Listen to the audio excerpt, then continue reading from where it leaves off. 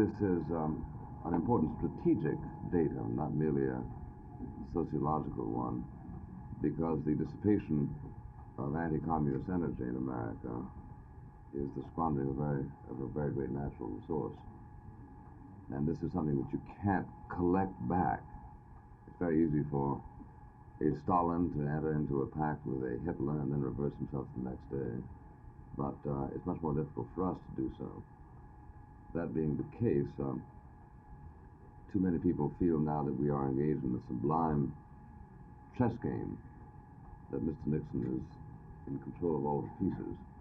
But if he should fail, he will find that, as I say, difficult to recover the kind of energy which has sustained an effective national policy during the last 20 years.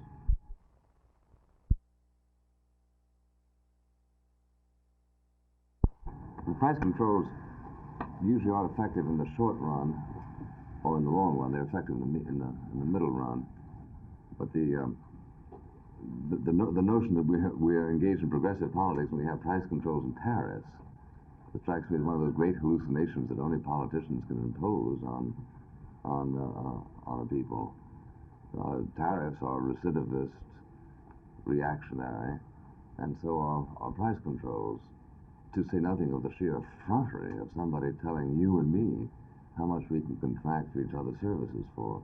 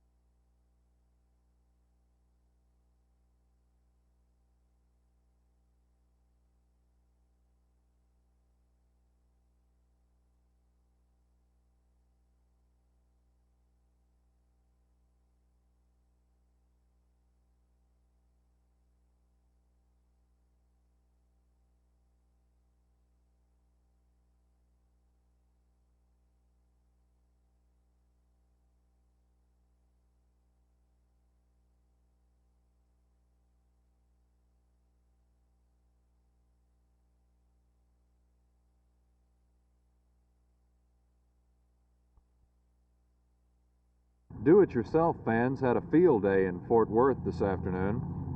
At the Will Rogers Memorial Center, there were two separate events going on that appealed to just about everybody. In one exhibit building was the 5th Annual International Rod and Custom Car Show. Now that's going on today until midnight and tomorrow until 11 p.m. It featured 100 rod, custom, competition, bike, and miscellaneous entries. And there were bicycles, experimental cars, antiques, restoreds, classics, go-karts, dune buggies, and just about any form of transportation you could hope to find. Across Will Rogers at the small exhibits building was the Senior Citizens Fair. Now it closed today, but while it was open, it included thousands of handmade and hand-grown items, including patchwork quilts, baby clothes, shoe trees, Christmas gifts, plants, home canned foods, doodads, gem cracks, gadgets, even a couple of whatchamacallits. So whether your tastes run to the bizarre or to the conservative, Will Rogers had something for you today. This is Jay Lewis, Channel 8 News on the Move in Fort Worth.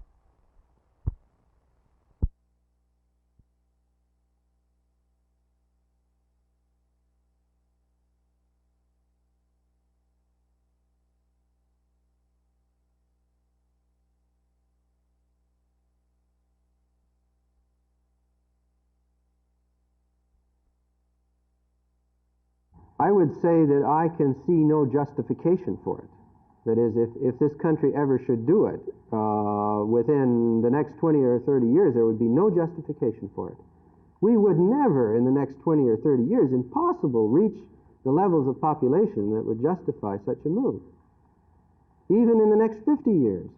If you consider the density of countries like Holland, for example, we would have to have a population of 5 billion plus to be roughly equal in density. Now, how could you justify this kind of compulsion? I mean, to me, having children is as fundamental as the right to life. I mean, the right to choose that, because my children are a continuity of me. They are the one. They're my future. They're part of my future. Now, the larger community is part of my future.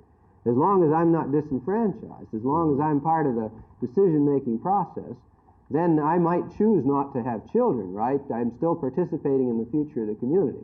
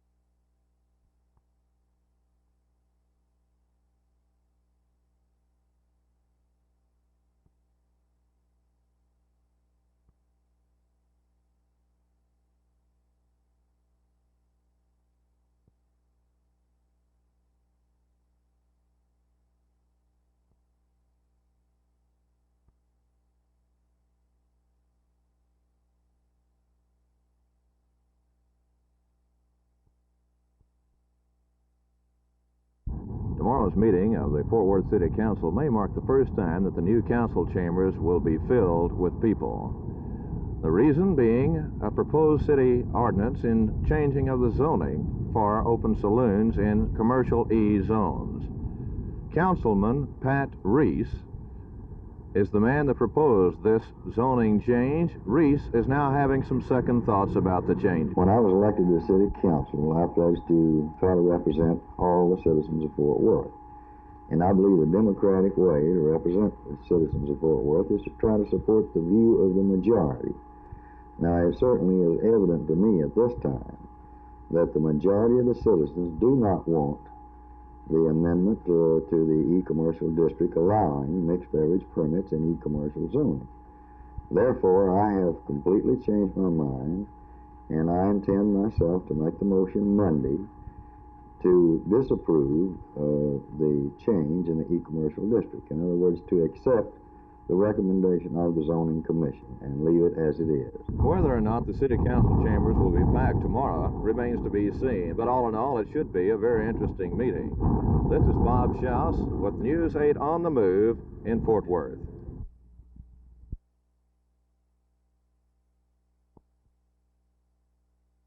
This is intended to make it possible for the teacher to report honestly to parents and to counsel with students who might be inclined just to quit after they know they have enough grade accumulated to get a pass for the semester.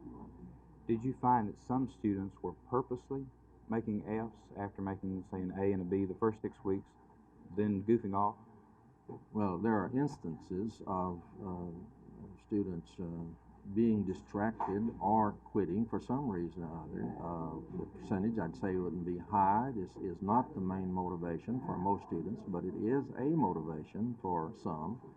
And what some seem to be satisfied with is simply a passing grade. It sounds like just trying to indicate that a fellow not only failed, but failed badly. We don't like to talk in terms of failure. We don't like to brand a student as one who just failed badly.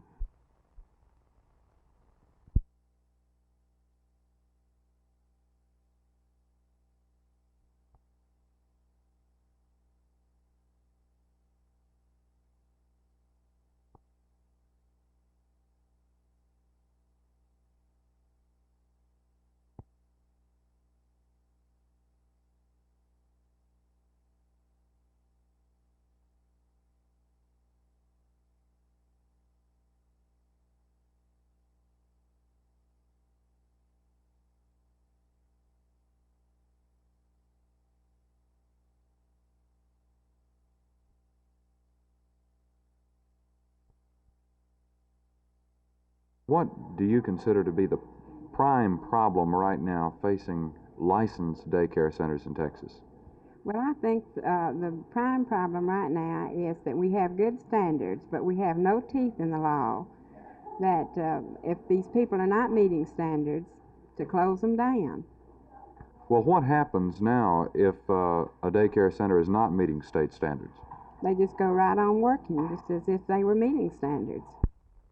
What's the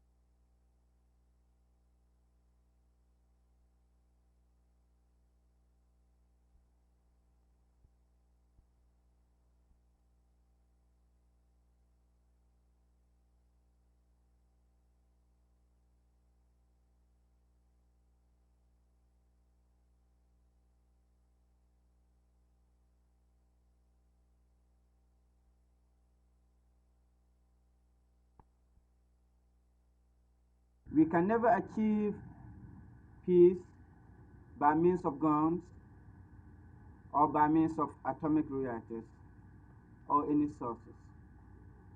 The only way the world is going to achieve peace is by means of sitting together in a table and discuss together.